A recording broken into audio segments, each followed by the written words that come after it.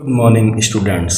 BEd first year अर्थात BEd प्रथम वर्ष बीएड फर्स्ट ईयर में पेपर 6 जिसका नाम है जेंडर स्कूल एंड सोसाइटी अर्थात लिंग विद्यालय और समाज यूनिट 5 इकाई 5 के अंतर्गत आज हम जानेंगे सेक्सुअल हैरेसमेंट इन स्कूल अर्थात विद्यालय में यौन उत्पीड़न। यौन उत्पीड़न औपचारिक तथा अनौपचारिक दोनों ही संस्थाओं द्वारा संभव होता है।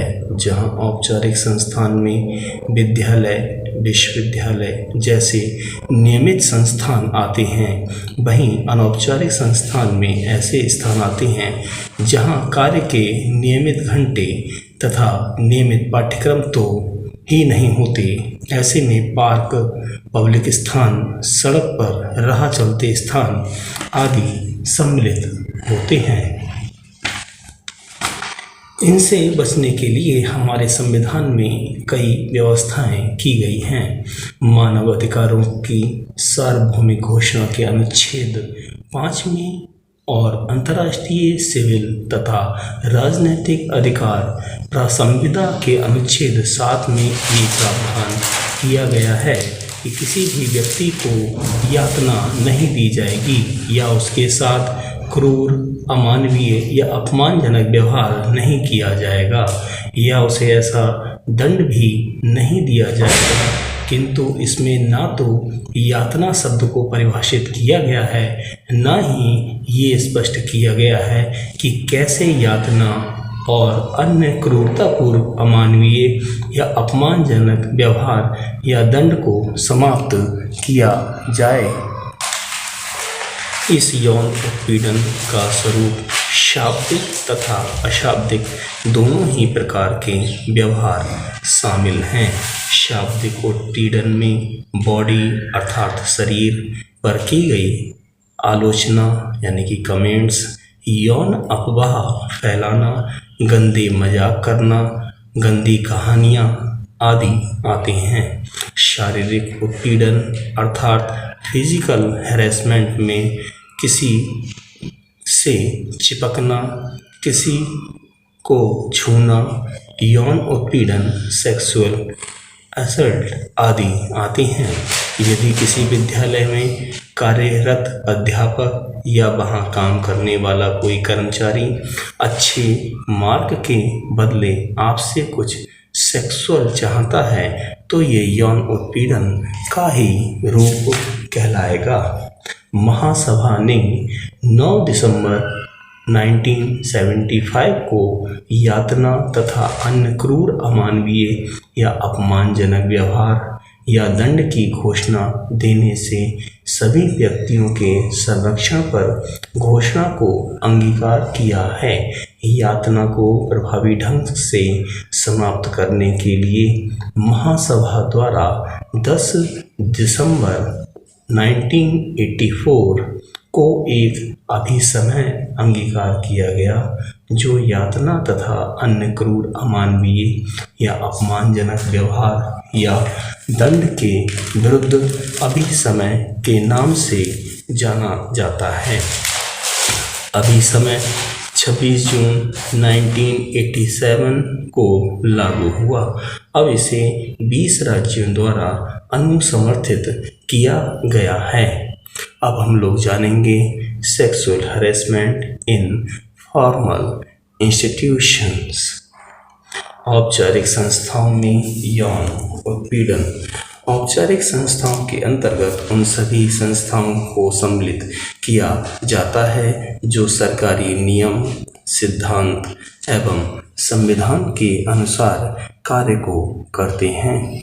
इसमें हम सरकारी विद्यालय, सरकारी कार्यालय एवं सरकारी संस्थाओं आदि को सम्मिलित कर सकते हैं। इन संस्थाओं में प्रायः यौन शोषण संबंधी घटनाएं सुनने में आती हैं। परंतु ये घटनाएं अनौपचारिक संस्थाओं की भूमिका में कम होती हैं। इसके पीछे प्रमुख कारण औपचारिक संस्थाओं में सरकार की भूमिका का होना होता है। औपचारिक संस्थाओं में शक्ति का विकेंद्रीकरण होता है। इसके बावजूद व्यक्ति अपने अधिकारों का प्रभाव दिखाकर एवं स्त्री कर्मचारियों की व्यवस्था का लाभ उठाकर उनका यौन शोषण करता है।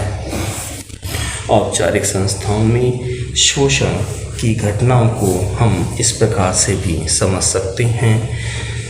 सेक्सुअल हैरेसमेंट इन स्कूल, विद्यालय में यौन उत्पीड़न। विद्यालय में यौन उत्पीड़न प्रायः छात्रों द्वारा छात्राओं के साथ अभद्र व्यवहार करना, शिक्षकों द्वारा छात्राओं से अशोभनीय व्यवहार करना, प्रधानाध्यापक तथा प्रबंधन द्वारा स्त्री कर्मचारियों के साथ छेड़छाड़ करना, दुर्व्यवहार करना आदि यौन घटनाएं उत्पीड़न कहलाती हैं। वर्तमान में सह शिक्षा प्रदान कर रहे विद्यालयों में ऐसी घटनाएं सुनने से अभिभावक अपनी बालिकाओं को सुरक्षित महसूस नहीं समझते हैं।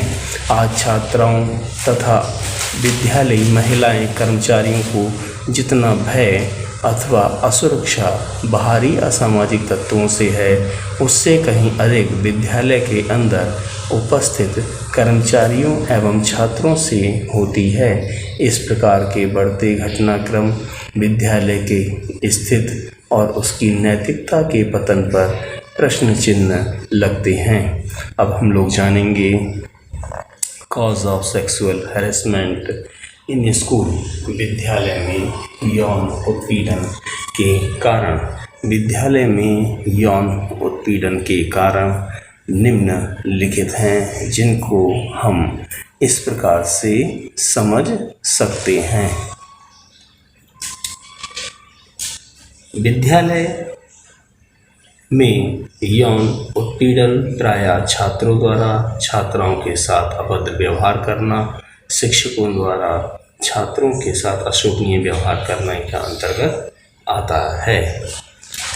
विद्यालय के शिक्षकों में आदर्श और नैतिकता के गुण एवं व्यवहार का पतन होता जा रहा है। शिक्षकों के मध्य आपसी हास, परिहास तथा अश्लील शब्दों का प्रयोग छात्रों एवं छात्राओं पर प्रतिकूल प्रभाव को डालता है।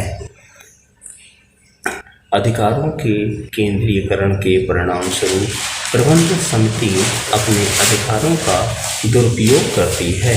पाठ्यचर्या एवं विद्यालय में आदर्शवादिता के अभाव में भी इस प्रकार की घटनाएं अक्सर विद्यालय में घटित होती रहती हैं। विद्यालय के पुरुष शिक्षकों में जब व्यापक सोच का अभाव होता है, तब ऐसी स्थिति उत्पन्न हो जाती है। वह अपने आधिपत्य को प्रदर्शित करने के लिए स्त्रियों की व्यवस्था का लाभ उठाता है। विद्यालय में पुरुष शिक्षकों, प्रधानाध्यापकों एवं अधिकारियों की उच्च अथवा राजनेताओं से संपर्क के कारण उन पर कार्रवाई नहीं होती है, जिससे ऐसी घटनाओं में वृद्धि होती है। अब हम लोग जानेंगे sexual harassment in government office, अर्थात सरकारी कार्यालयों में यौन उत्पीड़न। सरकारी कार्यालयों में पुरुषों द्वारा स्त्रियों से वार्तालाप के स्वरूप अभद्र शब्दों का प्रयोग करना, लिंग संबंधी टिप्पणी करना आदि के द्वारा यौन उत्पीड़न को बढ़ावा मिलता है। अनेक सरकारी अधिकारियों के विरुद्ध अनेक इस प्रकार की घटनाएं सामने आती हैं कि वे अपने अधीन महिला कर्मचारियों के साथ अभद्रता पूर्वक व्यवहार करते हैं। सरकारी कार्यालयों में राजनीतिक भ्रष्टाचार के कारण भी यौन शोषण की घटनाएं बढ़ रही हैं। अब हम लोग जानेंगे cause of sexual harassment in government office, अर्थात सरकारी कार्यालयों में यौन उत्पीड़न के कारण। सरकारी कार्यालयों में पुरुष अधिकारियों को उनकी नौकरी की पूर्ण सुरक्षा होती है और जिससे वह उन्हें किसी का भी भय नहीं होता है तथा वह अनेक अवसरों पर महिलाओं के साथ विभिन्न प्रकार की अभद्रता करते हैं तथा उनका यौन शोषण भी करते हैं। सरकारी कार्यालयों में का वातावरण राजनीतिक पहुंच से भी प्रभावित रहता है, इसलिए वह महिलाओं के स्थानांतरण के संबंध में, महिलाओं को निलंबन के संबंध में, महिलाओं को पद अवनति का डर दिखाकर राजनीतिक प्रभाव पहुंचाकर उनका यौन शोषण होता रहता है और महिलाएं चुप रहती हैं। सरकारी कार्यालयों में कार्यरत स्त्रियां कानूनी रूप से सहायता नहीं लेना चाहती हैं क्योंकि वे महिलाएं किसी भी प्रकार विवाद में फंसकर चर्चा का विषय बनना नहीं चाहती हैं और चुपचाप यौन उत्पीड़न को सहती हैं। अपराध कर सजा से वंचित हो जाने तथा उनके विरुद्ध कोई कार्रवाई न होने से सरकारी कर्मचारियों का मनोबल बढ़ जाता है। अधिकारियों को आवश्यकता से अधिक अधिकार प्रदान करने के कारण भी इस प्रकार की स्थिति उत्पन्न हो जाती है। अब हम लोग जानेंगे sexual harassment in government institution, सरकारी संस्थाओं में यौन उत्पीड़न। सरकारी संस्थाओं से अभिप्राय सभी राज्यों और केंद्र सरकार की संस्थाओं से है। इन संस्थाओं के अंतर्गत बैंक आते हैं, रेलवे आता है, रक्षा विभाग आता है, सचिवालय आता है, नीति आयोग आदि सब इसी के अंतर्गत आते हैं। इसमें पुरुष एवं महिला समान रूप से कार्य करते हैं। इन सभी संस्थाओं के कार्यालयों में भी यौन शोषण संबंधी घटनाएं व्यापक रूप से होती रहती हैं। ये घटनाएं स्पष्ट करती हैं कि स्त्रियां सरकारी संस्थाओं में भी पूर्ण रूप से सुरक्षित नहीं हैं।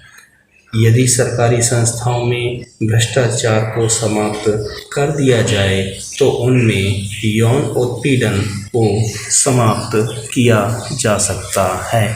Thanks for watching. धन्यवाद।